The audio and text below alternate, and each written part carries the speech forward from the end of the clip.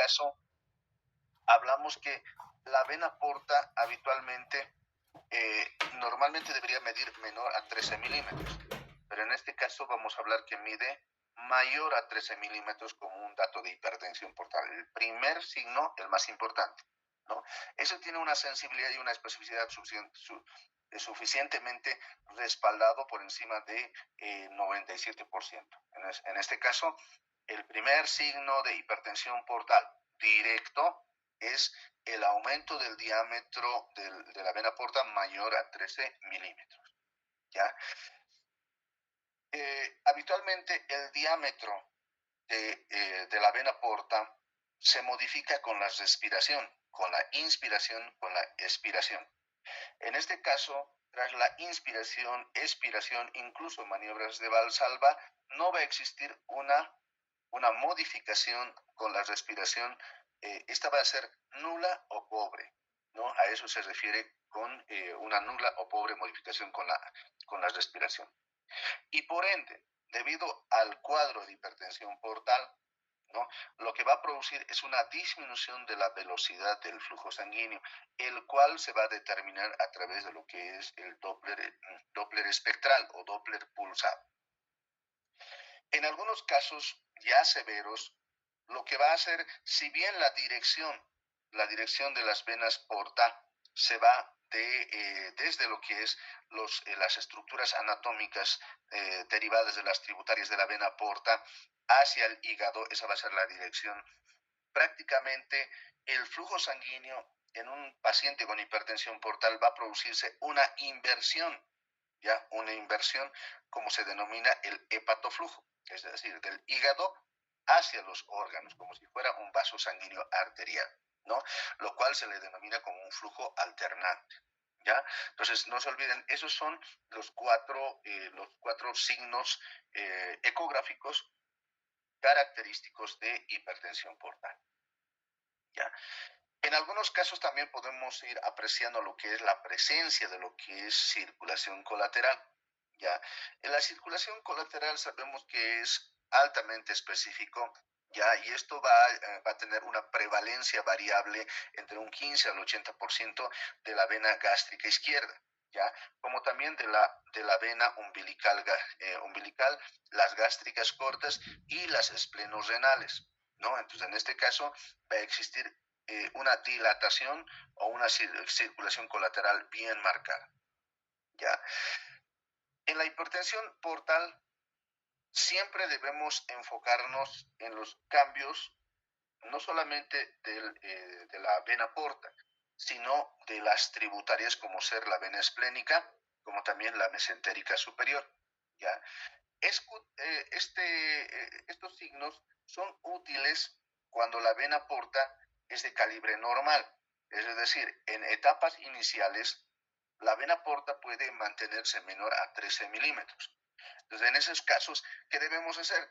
Irnos a evaluar lo que es la vena esplénica y o mesentérica superior, ¿no? Entonces, la ausencia de modificación del calibre con los movimientos respiratorios en estas dos venas van a ser signos directos precoces de hipertensión portal, y eso tenemos que tomarlo en cuenta también a la hora de evaluar por si acaso, ¿ya? ¿Cuáles son los signos indirectos?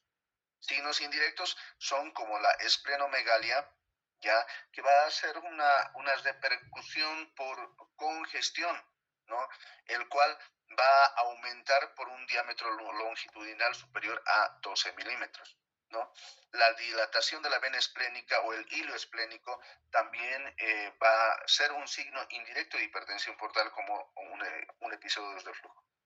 Pero sin embargo, el signo indirecto quizás más relevante ya es la presencia de ascitis dentro de lo que es el cuadro de hipertensión portal, ¿ya? Ahora, en un paciente con hepatopatía crónica en estadios finales, lo primero que vamos a ir apreciando es un aumento de la ecogenicidad mucho más marcado, pero fundamentalmente un parénquima hepático ya no homogéneo, sino heterogéneo, con contenido mixto, con contenido granular y los bordes lobulados o microlobulados, ¿ya?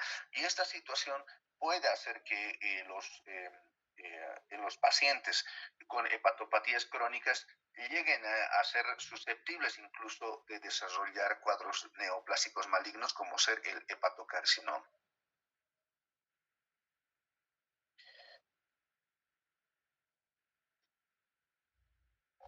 Bueno, acá tenemos un cuadro, el síndrome de Buchiari, ¿ya? Que prácticamente se divide en dos, ecográficamente lo vamos a catalogar de dos formas, ya sea en un síndrome de Buchiari agudo, donde vamos a ir viendo oclusión venosa, hepatomegalia y esplenomegalia, la ecotextura hepática heterogénea con presencia de ascitis.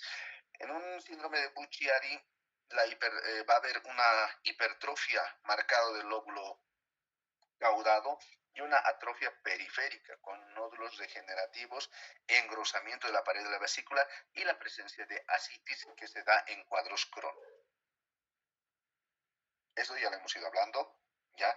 Lo que les decía acá, por ejemplo, hay un aumento de la circulación colateral y la vena porta dilatada, ya. En el linfoma hepático vamos a ir apreciando algunas lesiones. Ya, este linfoma hepático puede ser primario o secundario, tomando en cuenta que la lesión se caracteriza por una lesión redondeada de bordes bien definidas, ya con un contenido hipoecogénico, con un halo hipoecogénico. ¿Ya? La característica diferencial del linfoma hepático prácticamente es asociado a un aumento en la vascularidad nodular, pero periférica, es decir, por fuera, alrededor, ¿no? Ahora, muchos dirán, pero esto se parece a una metástasis hepática, ¿no? La diferencia en una metástasis hepática a un linfoma hepático es que en el linfoma hepático y en la metástasis ambos son múltiples, ¿ya? O pueden ser únicas. Pero la diferencia es que en el linfoma hepático la vascularización es periférica, colegas, ¿ya? Pero sin embargo, la vascularización en el hepatocarcinoma, como también incluso en la metástasis, es central dentro de lo que es el tejido neoplásico, con escasa cantidad de vascularización central, ¿no? Y quizás eso es una de las características diferenciales que vamos a ir observando, ¿ya? Y ahí vemos el linfoma hepático, donde visualizamos ya múltiples imágenes hipoecoicas de bordes bien circunscritos, bien delimitados, pero vamos a ir apreciando un flujo sanguíneo periférico alto. Lesiones focales. En cuanto a lo que son lesiones focales, vamos a ir hablando de lesiones quísticas y lesiones sólidas. No vamos a hacer mucha énfasis en aquellas lesiones como ser la enfermedad poliquística hepatorenal o la enfermedad metastásica quística. En este caso nos vamos a ir enfocando fundamentalmente en desarrollar o describir el quiste simple, el quiste hidatídico en las lesiones quísticas y en las lesiones sólidas, dividiéndolos tanto en lesiones malignas y benignas. Vamos a hablar de la hiperplasia nodular focal, el adenoma hepático, el hepatocarcinoma y la metástasis hepática, ¿no? Empecemos hablando de lo que son las lesiones quísticas. Las lesiones quísticas llegan a ser de dos tipos, lesiones quísticas simples como también lesiones quísticas complejas. ¿Cuál es la diferencia? La diferencia radica en sus paredes y en sus septos, ¿ya? Cuando digo un quiste simple, cuando este quiste se encuentra con una pared fina, delgada, de bordes bien circunscritos y con un contenido anecoico. Esto es un quiste simple. ¿Qué cosas pueden llegar a ser lesiones quísticas simples? Quistes hepáticos congénitos, quistes hidatídicos simples en Jarvie tipo 1, ¿ya? Incluso cuadros de abscesos iniciales o metástasis quística. Pero sin embargo, cuando hablamos de un quiste, de una lesión quística compleja, ya vamos a ir asociando a una pared gruesa, ya, a un engrosamiento de la pared, es el primer criterio, con la presencia de tabicaciones finas ¿ya? O en algunos casos vamos a hablar la presencia de tabicaciones gruesas, ¿ya? Tal cual están observando en esta lesión. ¿Ya? Entonces, cuando hablamos de esto, pueden de igual forma ser quistes hidatídicos en su forma de Jarvie tipo 2, abscesos o hematomas consolidados o incluso una neoplasia con un centro necrótico. ¿Ya? Entonces, estos son las lesiones quísticas. Lesiones asociadas a quistes congénitos generalmente siempre tienen un contenido bien homogéneo, anecoico con bordes bien circunscritos, ¿ya? Estos tienden a ser únicos o múltiples con un contenido anecoico, nuevamente les digo, con bordes bien delimitados, sus paredes finas y obviamente como es una imagen con contenido anecoico siempre va a llegar a producir un cuadro de refuerzo acústico posterior, que muchas veces en ecografía todo lo que conlleva un camino de luz por encima van a encontrar líquido. En este caso, fíjense, acá estamos observando una imagen bien marcadito como si fuera un camino iluminado, ¿no? Por eso se llama camino de luz. Por encima de esto tenemos una imagen oscura, negra, conocido como imagen anecoica. Toda imagen anecoica obviamente termina siendo lo que es el líquido, ¿no? En algunos casos, camino de luz o también se lo conoce como túneles sónicos laterales.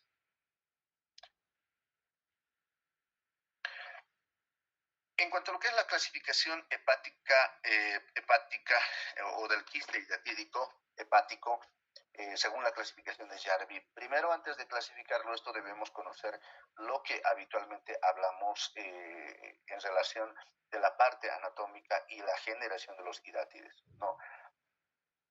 El quiste hidatídico como una enfermedad hepática parasitaria debido a la contaminación o a una contaminación accidental por los huevos del Echinococcus granulosus, donde el perro obviamente es el huésped definitivo y nosotros simplemente somos los huéspedes accidentales, ¿no?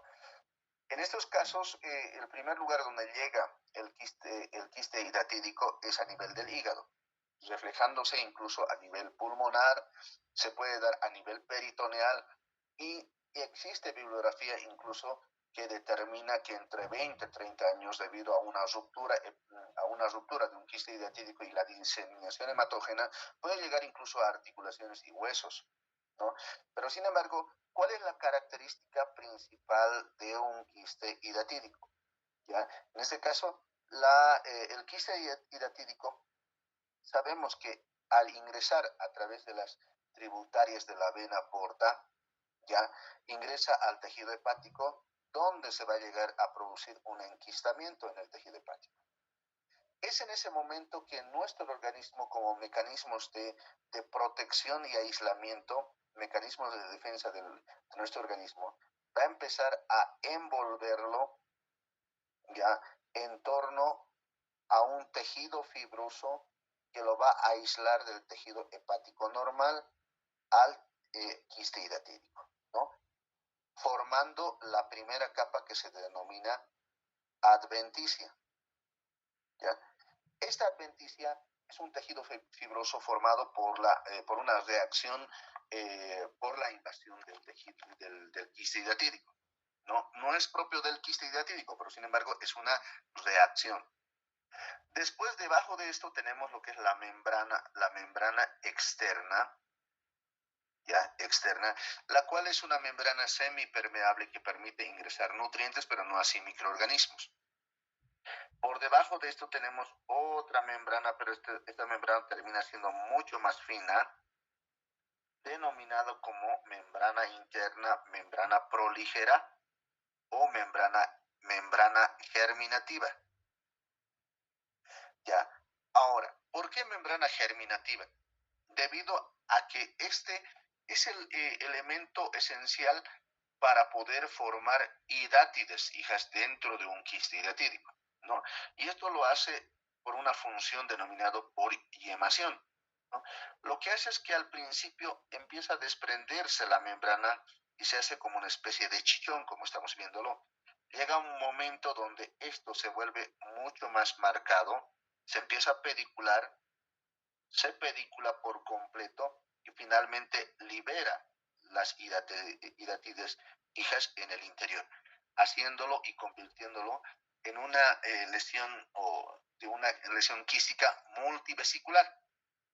Ya llega un momento donde nuestro organismo lo defiende y prácticamente debido a la deficiencia de nutrición, estos hidátides empiezan a degenerarse o a eclosionar. Y cuando eclosiona, forman en su interior múltiples membranas, ¿ya?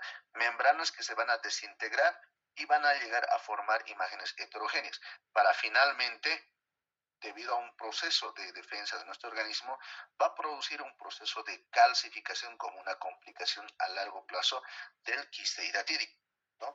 Esa es la evolución natural en nuestro organismo cuando existe este tipo de invasión. Entonces, por lo tanto, ecográficamente vamos a reflejar eso a través de la clasificación de Jarvie, ¿no? En un Jarvie tipo 1 se le considera un quiste completamente hialino, donde vamos a ir observando, como podrán ver, la adventicia, ¿ya? La membrana externa y la membrana interna, ¿no? Intacta, y con un contenido anecoico, ¿ya? Anecoico, sin ecos en su interior. Ese es un Jarvie tipo 1. En un Jarvie tipo 2 ya prácticamente las membranas y empiezan a producir un proceso de yemación y empiezan a desprenderse de lo que es la membrana externa, ¿ya? Y ahí es donde vamos a ir observando este tipo de imágenes como membranas desprendidas, que nos da un Jarvie tipo 2. Un Jarvie tipo 3, después de lo que es la yemación y el desprendimiento de los quistes, las hidátides hijas en el interior, llega a formar una imagen característica a una lesión multivesicular. Es decir, que dentro de un quiste existen múltiples quistes pequeños en su interior, ¿ya? Y un Jarvie tipo 3 corresponde a una imagen multivesicular, que habitualmente se va a dar en pacientes con una infección por Echinococcus multilocularis. Ya, esa es la que más frecuentemente llega a producir. Un tipo 4 de Jarvie es cuando estas hidatides hijas eclosionan, empiezan a producir el acúmulo de membranas en su interior y obviamente van a llegar a producir una imagen heterogénea mixta, donde vamos a tener hiperecogenicidades, isoecogenicidades o anecogenicidades, ¿ya? Y un Jarvie tipo 5 prácticamente se encuentra en su fase calcificada. No se olviden, esos son los 5 tipos de Jarvie. En abscesos hepáticos, esto puede ser de origen piógeno o una complicación del quiste hidatídico. Sabemos que el quiste hidatídico tiene 3 complicaciones grandes, que es la ruptura, ya la sobreinfección y como también la calcificación. O sea, en este caso, como una de las complicaciones más frecuentes es generar un absceso piógeno que puede llegar a producir en este caso.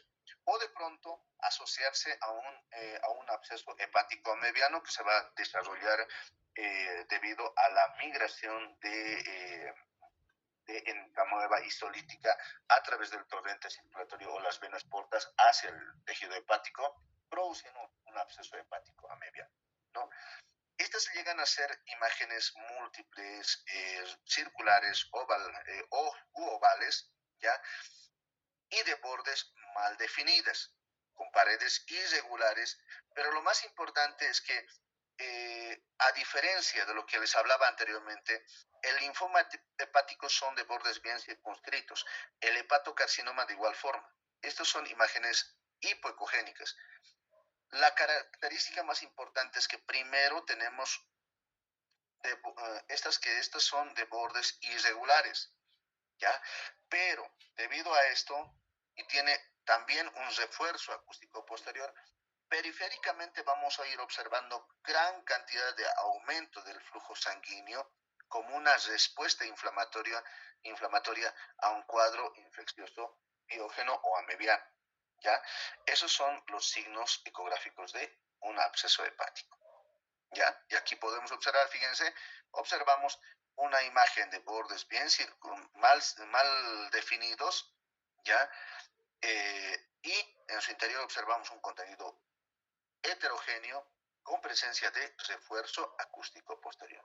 Si nosotros le aplicaríamos Doppler, estoy seguro que encontraríamos más un aumento periférico vascular.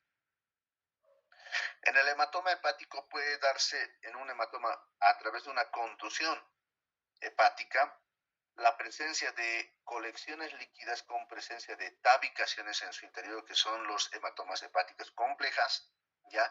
Que habitualmente se van a visualizar como presencia de líquido peritoneal libre en espacios virtuales, como es el espacio de Mosley, Collier, o en los espacios parietocólicos izquierdo y derecho, o en los espacios pélvicos, como Retzius y Douglas en las damas, ¿no? O en algunos casos cuando ya existe un hematoma crónico donde ya estas se encuentran consolidados y encapsulados, donde va incluso a asociarse a ecos internos o calcificaciones. En la enfermedad poliquística hepatorenal, bueno, simplemente asociamos a enfermedad poliquística renal. En pacientes con este antecedente puede llegar a tener compromisos hepáticos por contigüidad. La enfermedad metastásica quística no es una de las más frecuentes, pero sin embargo estas se deben a lesiones focales de un tumor primario, ya que puede llegar a tener una necrosis extensa de la lesión sólida. ¿Ya? Y bueno, pues estos pueden venir por un adenocarcinoma de colon, un cáncer pulmón u ovarios, sarcomas, incluso posterior a tratamiento quirúrgico. Lesiones quísticas y sólidas. En este caso ya hablamos de lesiones sólidas. Vamos a dividirlo, como les decía, en benignas y malignas. Y un aspecto que quiero que lo tomen muy en cuenta es, mientras más anecoico, ¿ya? Hiper ecoico, ¿ya? Es benigno. Y un término medio es el isoecogénico. Sin embargo, cuando se va hacia maligno, se vuelven hipoecogénicos. ¿Ya? En este caso, todas las lesiones hiperecoicos o isoecoicos son de origen benigno. Pero cuando ya hablamos de una imagen isoecoico, termina siendo un criterio de dudoso entre benignidad y malignidad. Una imagen hipoecoica realmente siempre termina siendo de origen maligno. Y así lo vamos a ir desarrollando. Entonces, una de las primeras lesiones es el hemangioma. El hemangioma hepático habitualmente se observa como una imagen hiperecogénica de bordes bien circunscritos y estas pueden llegar a ser únicas o múltiples, pero generalmente siempre únicas.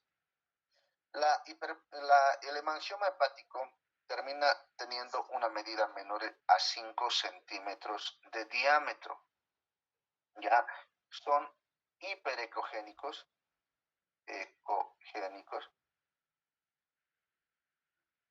y habitualmente se localiza en el lóbulo derecho. Son lesiones muy frecuentes. Pero sin embargo, existe otra lesión, denominado la hiperplasia nodular focal. A diferencia de lo que es el hemangioma, estas también tienen una hiperecogenicidad fundamentalmente. Si bien alguna literatura nos menciona de que pueden ser iso e incluso hipoecogénicos, pero habitualmente este tipo de lesiones tienen prevalencia de una hiperecogenicidad, de bordes bien circunscritos, delimitadas y, ojo, no están encapsuladas. La diferencia entre el hemangioma y la hiperplasia nodular focal, estas se encuentran a una medida mayor a 5 centímetros de diámetro. Primera diferencia. Segunda diferencia, como podrán ver, si yo ampliara esto, perdón, lastimosamente por situaciones limitables no puedo ampliarlo. En este punto, por ejemplo, vamos a ir viendo una imagen estrellada, como en forma de estrellas, pero que es hipoecogénico. Lo voy a borrar, ¿ya? Y ahí logramos apreciar. Entonces, tiene una cicatriz lineal central o una cicatriz estrellada. Esa es la característica diferente, las dos características diferenciales entre hiperplasia nodular focal y el hemangioma. Y obviamente, aparte de eso, vamos a tener un intenso, a diferencia de las anteriores lesiones, vamos a tener un intenso aumento de flujo sanguíneo periférico, ya a predominio periférico, pero sin embargo también vamos a tener un flujo central, pero escaso, ya escaso. Luego tenemos el adenoma hepático. El adenoma hepático realmente está relacionado a pacientes de sexo femenino por el uso de métodos anticonceptivos. ¿Ya? En estos pacientes se observa una imagen variable de tamaño, pero fundamentalmente con una ecogenicidad isoecogénico, ¿ya? El cual tiene una probabilidad de transformación maligna de un 4%. ¿Ya? Los límites son bien definidos y están encapsulados, no llegan a producir ningún tipo de refuerzo acústico posterior, pero a diferencia de la anterior, estas tienen un fenómeno de Doppler positivo dentro de la lesión, ¿ya? Y ese es el adenoma hepático. El carcinoma hepatocelular o el hepatocarcinoma. Estos prácticamente ya son lesiones malignas, ¿ya? Que vamos a ir viéndolo mucho más en pacientes, en un 80 al 90%, en pacientes con un hígado cirrótico. Es un tumor solitario con nodular, con presencia de infiltración grasa difusa. Pueden llegar a ser múltiples o múltiples de pequeño tamaño o de gran tamaño. Y esto generalmente no tiene mucha diferencia. La más importante es que ustedes deben determinar de que estas lesiones son hipoecogénicas, como la que estamos observando en todo este segmento, ¿no? De bordes bien circunscritos, y habitualmente se observa en pacientes con cirrosis hepática. Metástasis. En la metástasis habitualmente, la metástasis sólida, como se le conoce también, tumores como ser derivados del tubo digestivo, tumores de mama o tumores pulmonares, neoplasias pulmonares, llegan a diseminarse hacia el hígado y mostrar imágenes nodulares múltiples, ya conocido como